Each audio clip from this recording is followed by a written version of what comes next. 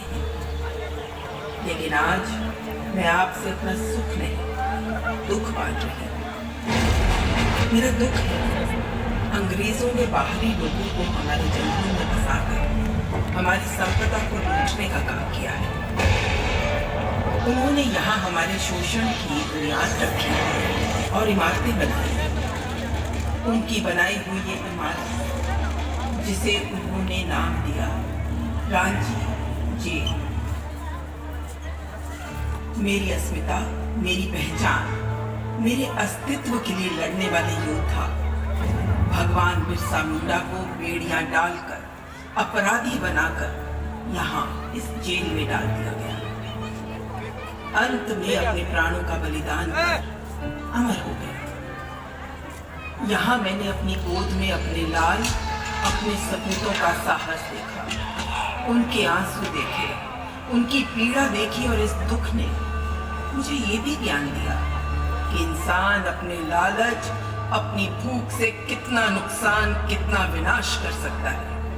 अपने इस दुख के अंधेरे से कुछ पल के लिए निकलती हूँ तो अपनी पहचान के पुराने वक्त से जुड़ जाती हूँ। करोड़ों साल पहले मेरे अंदर की खनिज संपदा फूटे हुए लावे, कोयला और लोहे के रूप में बाहर आया। फिर साल के जंगल और उन जंगलों में नाना प्रकार के प्राणी भी अलंकृत हो गए। फिर यहीं पर सबसे पहले असुर समुदाय ने लोहा पिघलाकर लोहे के शस्त्र बनाए। धीरे धीरे यहाँ राजकीय व्यवस्थाएं विकसित हुई। पाल वंश के पश्चात पलामू से शाहबाद तक चेरू शासकों ने 12वीं से लेकर 19वीं सदी तक शासन किया। दक्षिण छोटा नागपुर में महाराजा मदरा मुंडा ने उत्तराधिकारी के रूप में शासन की बागडोर नागवंशी शासकों को सौंप दी। इसी तरह उत्तरी छोटा नागपुर में संताल और खेरवार शासन व्यवस्था और मानभूम जंगल महाल में भूमित समाज शासक के रूप में उभरे। मेरी गोद में अंकुरित आदिवासी समाज मुझसे आस्था और स्नेह की डोर बांधे अपनी बनाई व्यवस्था में चल रहा था।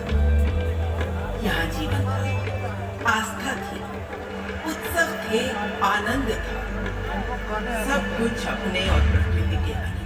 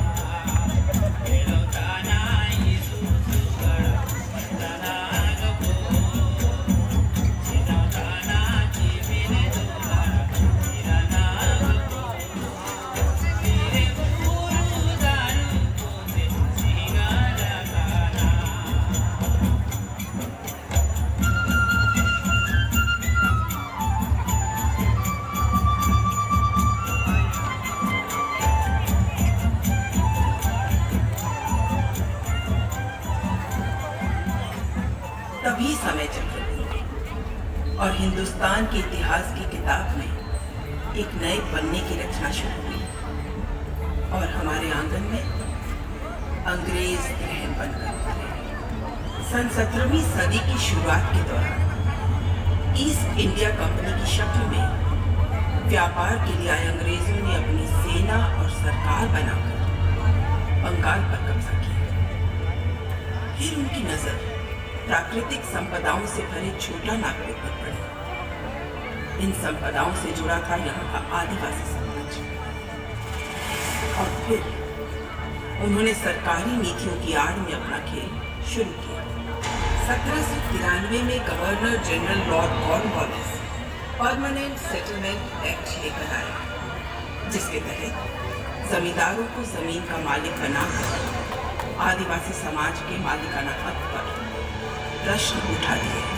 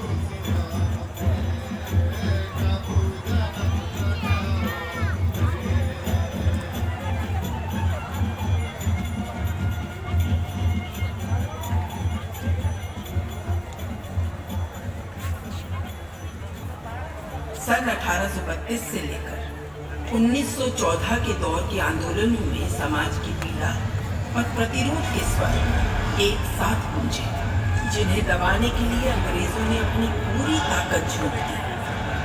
लोगों को यातनाएं देने के लिए पुलिस चौकियां बनवा दी, लेकिन धरती के साहसी वीरों ने अंग्रेजों को बता दिया कि वो उनके गलत इरादे को यहाँ कभी कामयाब नहीं होने देंगे।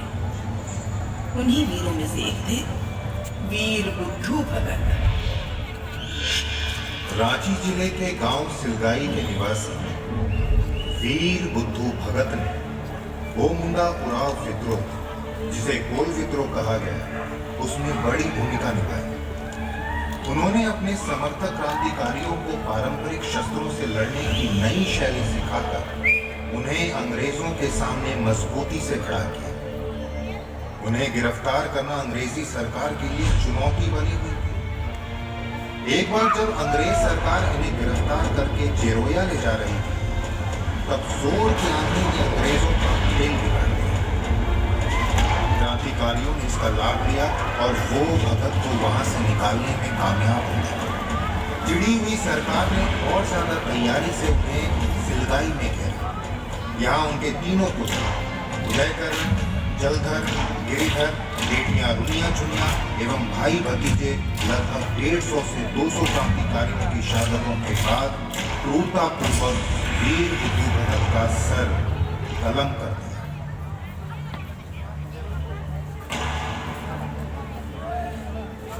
अंग्रेजों के अत्याचार के खिलाफ आदिवासी समाज का उबाल बढ़ रहा था।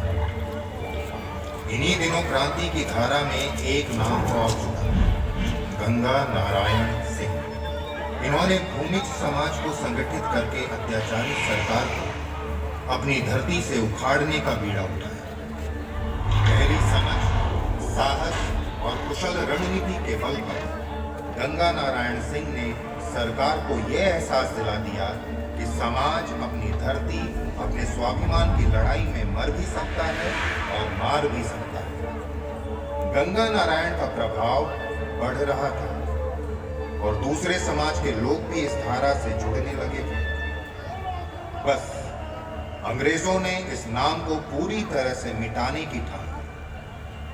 देश का दुर्भाग्य कि उस समय कुछ सरकारी नुमाइंदों के अलावा हमारे शासक जमींदार भी अपने सुख और लालच के लिए अंग्रेजों के घुटनों पर बैठकर उनका साथ दे रहे थे।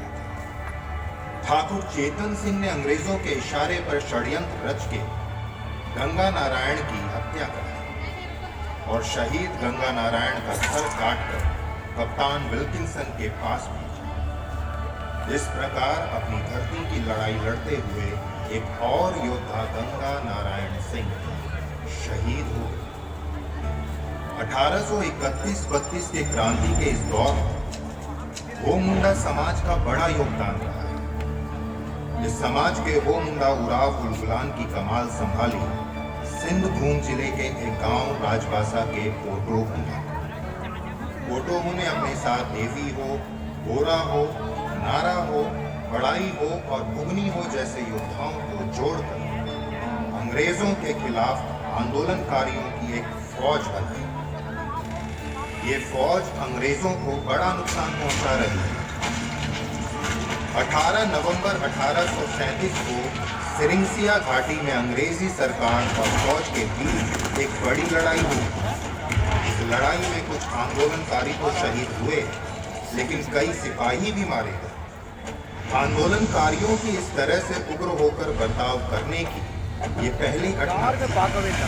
शिकस्त से मार खाई सरकार तिलमिला उठी तो सरकार ने इस समाज पर अपने अत्याचार बढ़ा दिए।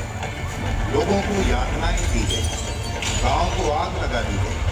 आखिरकार सरकार भय का माहौल बना के षड्यंत्र रच के इस आंदोलन पर अंकुश लगाकर अपने मंसूबे में कामयाब हुई। यहाँ उसने वो समाज के लड़ाकू योद्धाओं को गिरफ्तार कर लिया और उन्हें फांसी पे चढ़ाया।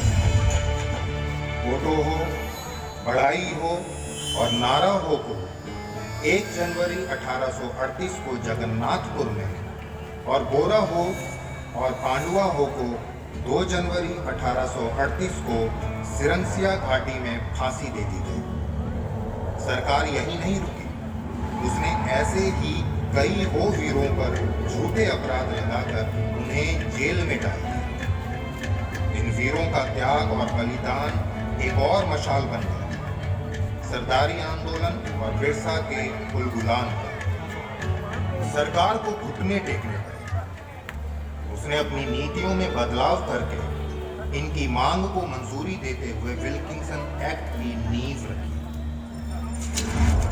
तिलंगा खड़िया, एक ऐसा नाम जिसने कुछ ही समय में अंग्रेजी हुकूमत को हिलाने में बड़ी भागीदारी निभाई, जिसने अंग्रेजों के दमनकारी प्रणाली के विरोध में अपने आंदोलन को बढ़ाने के लिए खुद की एक प्रणाली जूरी पंचायत बनाई। यानी वो सवेरे किसी मैदान में युवाओं को एकत्रित करते, सरना का सफेद झंडा गाड़ा जाता, फिर पूजा की जाती, उसके बाद युद्ध अभ्यास किया जाता। अंत में बैठकर समाज की सारी समस्याओं के समाधान पर चर्चा हुई। इसके बाद अंग्रेजों ने उन्हें जेल में डालकर समाज का शोषण और बढ़ा दिया। अपमान और आक्रोश से भरे तिलंगा खड़िया जेल से निकलने के बाद अपने आंदोलन को और मजबूत करने में लग गए, जिसके प्रभाव से भयभीत अंग्रेजों ने उन्हें मौत दे दी और अपने एक सरपरस्त बोधन सिंह से उन्हें गोली मरवा दी। धरती की लड़ाई के अनुष्ठान में 4 भाइयों एवं उनके 2 बहनों के नाम उतरे, सिद्धू कानू, चांद भैरव एवं फूलो झाल। अपने संथाली समाज को संगठित करने के लिए इन्होंने साल के पेड़ की टहनियों को अपने समाज में बांटकर लड़ाई से जुड़ने का निमंत्रण देकर 10,000 संथालियों को संगठित किया। मन में आक्रोश लिए अपने शस्त्रों और साहस के साथ इस समाज ने अंग्रेजों को मजबूत टक्कर दी। संथाल हुल के नाम से जाना जाने वाला ये आंदोलन इतना उग्र और प्रभावशाली था कि आंदोलनकारियों को नियंत्रित करने के लिए सरकार को सेना बुलानी पड़ी। 16 जुलाई 1855 तीर-पैंसी का युद्ध क्रांति की लड़ाई में महाआंदोलन के नाम से दर्ज हुआ। सच्चाई और जीवन के मूल अधिकारों के लिए हाथों में तीर, तलवार, टांगी, ढेलफांस जैसे साधारण हथियार लिए आंदोलनकारी मेजर बरोच के आधुनिक हथियारों से सजी सेना पर भारी थे। यहाँ भी अंग्रेजों को मुंह की खानी पड़ी। अंग्रेज इस चोट से उभरे ही थे कि 21 जुलाई 1855 को वीरभूम के युद्ध में लेफ्टिनेंट टोलमेन की बड़ी सेना को भी संथाल समाज ने घुटने टेकने पर मजबूर कर दिया। इन्होंने हुकूमत से जुड़े लोगों और ठिकानों को लक्ष्य बनाया, नील के कारखाने जलाए, राजमहल गिराए और अंततः लड़ाई को मजबूती देते हुए दोनों शहीद हो गए। नतीजा, अत्याधुनिक हथियारों से सजी ब्रिटिश सेना की अपराजेयता का मिथक टूटा एवं 1857 की क्रांति संभव हुई। सन 1857 में जली क्रांति की मशाल से प्रभावित होकर पलामू इलाके के दो और भाई नीलांबर और पीतांबर ने कोकतास, चेरोस और खरवार समुदाय को इकट्ठा किया। वो ब्रिटिश सरकार के 4 प्रमुख केंद्र डाल्टनगंज, लेस्लीगंज, जैनपुर और भाहपुरू में से एक केंद्र पर कब्जा करने का लक्ष्य था। इन्होंने अपने बहादुरी के जब ऐसे करतब दिखाए तो हुकूमत की बंदूकों के मुकाबले में इनके हाथों की तलवारें भारी पड़ी और एक दिन ये दोनों भाई लड़ते हुए शहीद हो गए। क्रांति की मशाल आंदोलनकारियों के एक हाथ से दूसरे हाथ में बढ़ रही थी। फिर ये मशाल थामी संथाल समाज के भागीरथ मांझी ने। भागीरथ मांझी को संथाल समाज ने ईश्वर के दूत और अपने राजा के रूप में स्वीकारा। भागीरथ मांझी ने समाज से आस्था की डोर बांधते हुए उसे एक सूत्र, एक ईश्वर से जोड़कर उन्हें अपनी धरती की रक्षा के लिए जीवन को समर्पित करने की प्रेरणा दी। भागीरथ मांझी के बढ़ रहे प्रभाव को देखते हुए सरकार ने उन्हें गिरफ्तार करके जेल भेज दिया और एक दिन भागीरथ मांझी ने भी अपने जीवन को निछावर करके क्रांति की इस लड़ाई में महत्वपूर्ण योगदान दिया। उनके इस आंदोलन को उनके शिष्यों ने आगे बढ़ाने का काम किया। गुरु रघुनाथ भुइया के मार्गदर्शन में समाज की लड़ाई को आगे बढ़ाने वाले सिंहभूमि जिले के मामा भांजे दिवा और किसुन थे। सरकार तो समाज पर ज्यादती कर ही रही थी। हमारे कुछ प्रशासक भी ज्यादतियों में सरकार का साथ दे रहे थे। सिंह भूमि के भाषक राजा विक्रम सिंह भी उन्हीं में से। सूखे की मार झेल रहे संथाल समाज ने अंग्रेजी सरकार से मदद की गुहार लगाई, जिसे सरकार ने न सिर्फ अनसुना किया, उल्टा उन्हीं पर अतिरिक्त सरकारी करों का बोझ डाल दिया। इसके बाद दिवा और किसुन ने अपने समाज को संगठित करके अंग्रेजों के खिलाफ लड़ाई का बिगुल बजा दिया और लड़ते हुए दोनों ने अपने जीवन को न्यौछावर कर दिया। गया मुंडा सरकारी आंदोलन में अगुवानी करने वाला एक बड़ा नाम। मेरे आंचल की सुरक्षा में अपने और अपने परिवार को समर्पित करने वाला एक महान योद्धा गया मुंडा। अंग्रेजों की नजर में चढ़ा एक और नाम, जिसने सरकार के गाड़े कई अनैतिक खूंटे उखाड़ दिए। सरकार ने गया मुंडा पर भी अपनी पकड़ बनाई। सिपाही उन्हें गिरफ्तार करने साइको पहुंचे, लेकिन वहां मौजूद गया मुंडा, सांदरे और बाकी साथियों ने मिलकर उनके इस इरादे को नाकाम कर दिया और उनके 2 सिपाहियों को मार गिराया।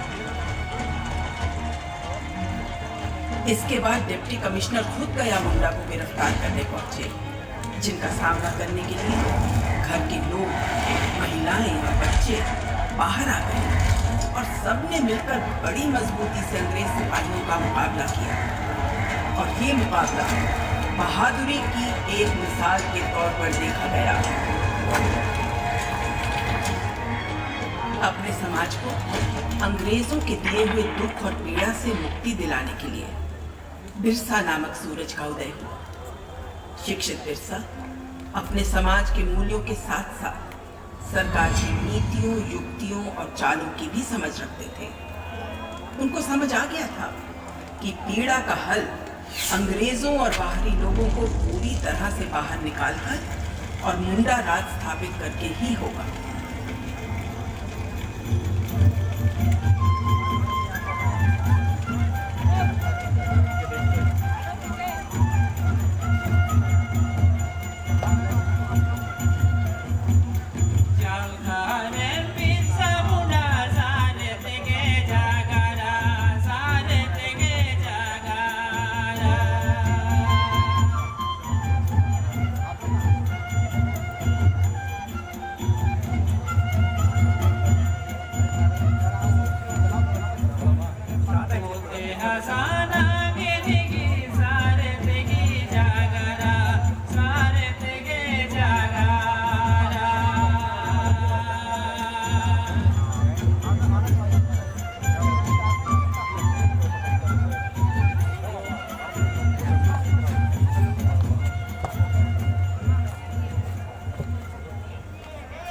फिर उन्होंने अगुआ दिसुम अगुआ राज का नारा दिया।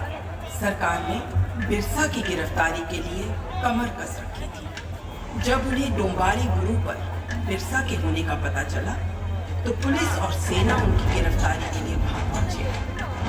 यहाँ बिरसा के अनुयायियों ने अपने साहस और पराक्रम के बल पर अंग्रेजों को शिकस्त दी।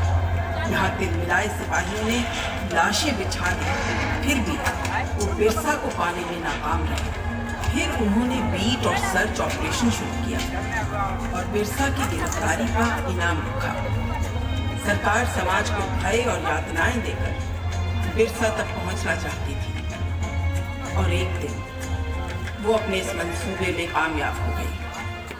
एक भगवान, एक योद्धा के नाम के साथ अपराधी जोड़कर उन्हें जेल में डाल दिया। अंग्रेजों की इस हिमाकत से वो टूटे नहीं, बल्कि उनके अंदर से एक मजबूत बिरसा बाहर आए। अपने भगवान को अपराधी के रूप में जेल में पड़ा देखकर समाज का आंदोलन और उग्र हो गया। अपने हाथ से नियंत्रण छूटते देख सरकार ने कायरता और दुस्साहस का परिचय देते हुए एक सूरज को अस्त करने का षड्यंत्र रचा। अचानक एक दिन खबर बिजली बन के पहुंची, भगवान बिरसा मुंडा की जेल में मौत। सरकार ने इस मौत का कारण बीमारी बताया, मगर इसके पीछे का सत्य ये है कि सरकार ने कायरतापूर्ण बर्ताव करते हुए भगवान बिरसा मुंडा को जहर देकर मौत दे दी।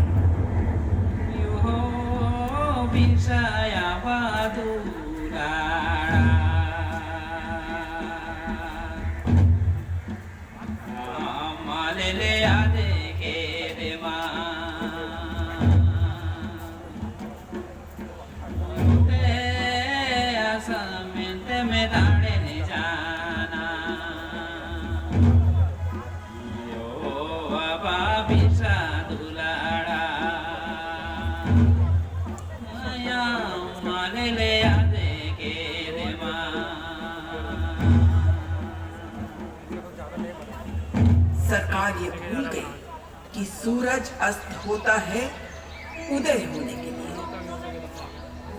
बिरसा के विद्रोह का प्रभाव बहुत से बदलाव लाया। भगवान बिरसा के हाथों चली मशाल